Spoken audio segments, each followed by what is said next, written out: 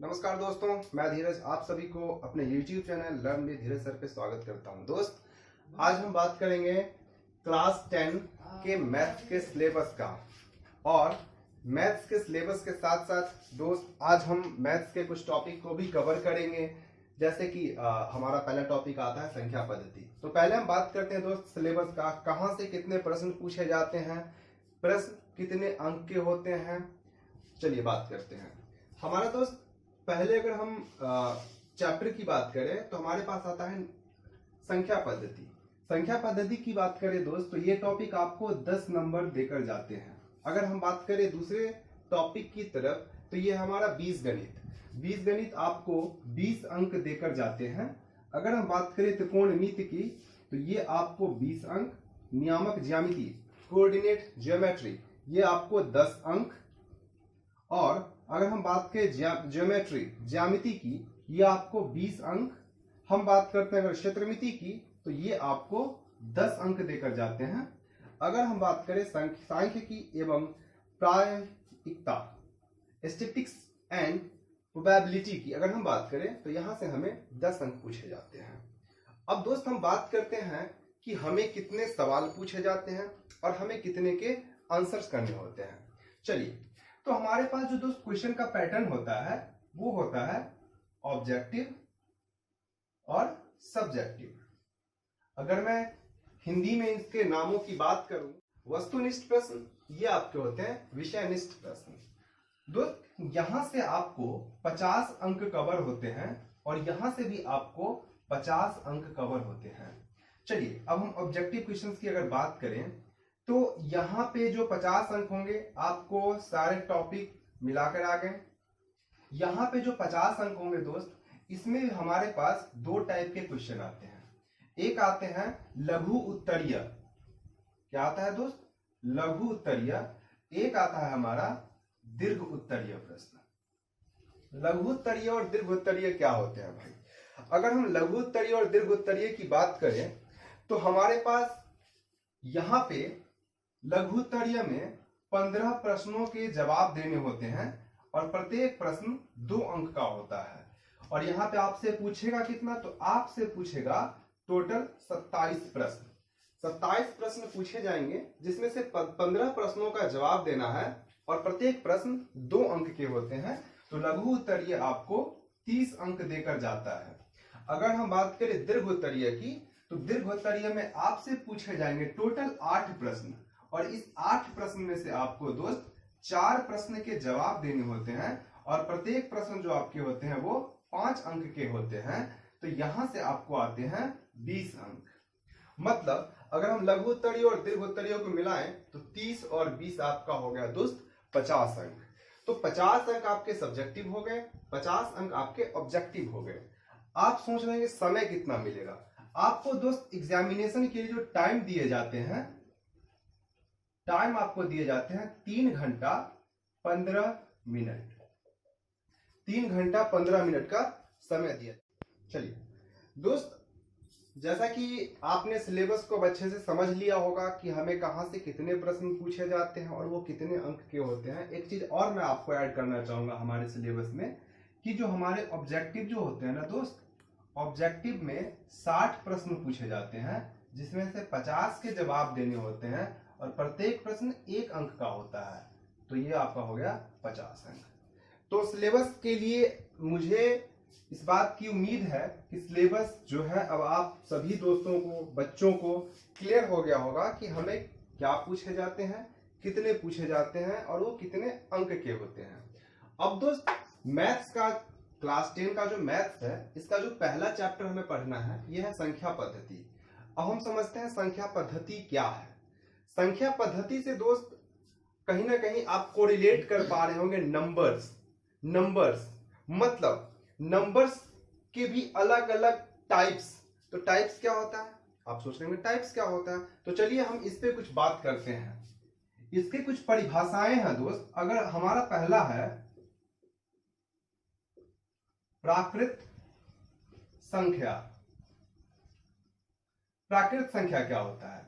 तो गिनती की जो संख्या हमारी होती है दोस्त उसे हम प्राकृतिक संख्या कहते हैं, प्राकृत संख्या कहते हैं। उदाहरण 1, 2, 3, 4 इत्यादि। अब अगला जो हमारा संख्या आता है उसे हम लोग बोलते हैं पूर्ण संख्या।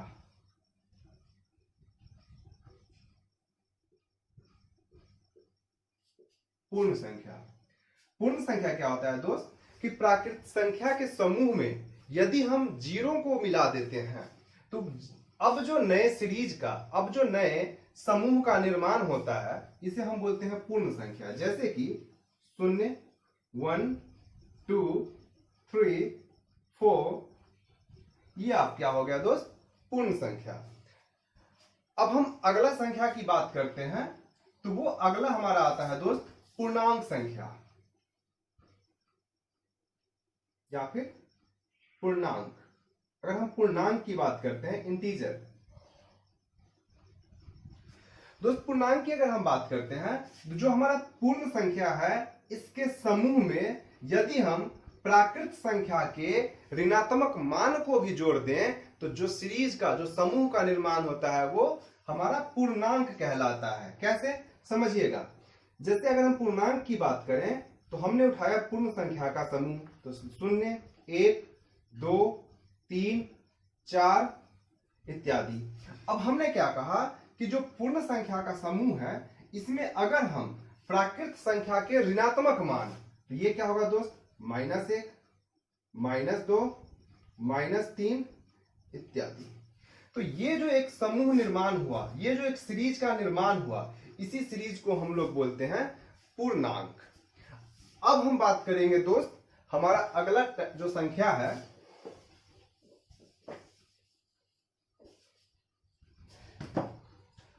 अब हम बात करेंगे परिमेय संख्या। परिमेय संख्या। परिमेय संख्या क्या होता है?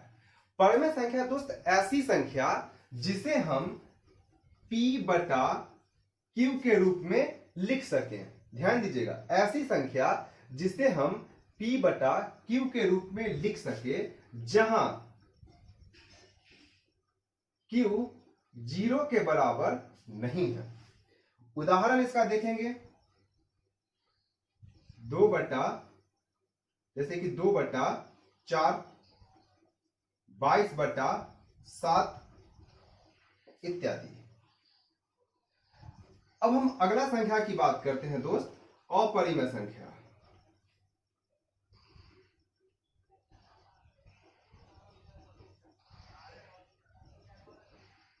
अपरिमेय संख्या ऐसा संख्या दोस्त जिसे हम P/Q के रूप में नहीं लिख सकते हैं। मतलब ऐसा संख्या जिसे हम P/Q के फॉर्म में क्या कर सकते हैं, नहीं लिख सकते हैं। तो ऐसा संख्या कौन सा है, आप ध्यान दें, √2, √3, पाई इत्यादि।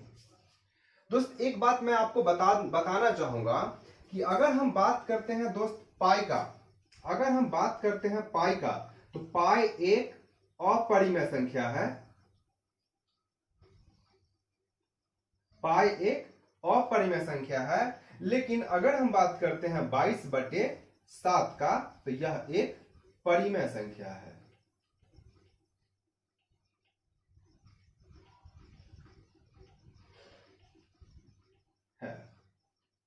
चलिए, मैं आशा करता हूं कि आपको प्राकृत संख्या, पूर्ण संख्या, पूर्णांक, परिमेय संख्या, अपरिमेय संख्या क्लियर हो गया होगा।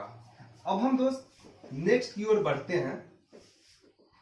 नेक्स्ट जो है हमारा दोस्त, वो है हमारा सम संख्या।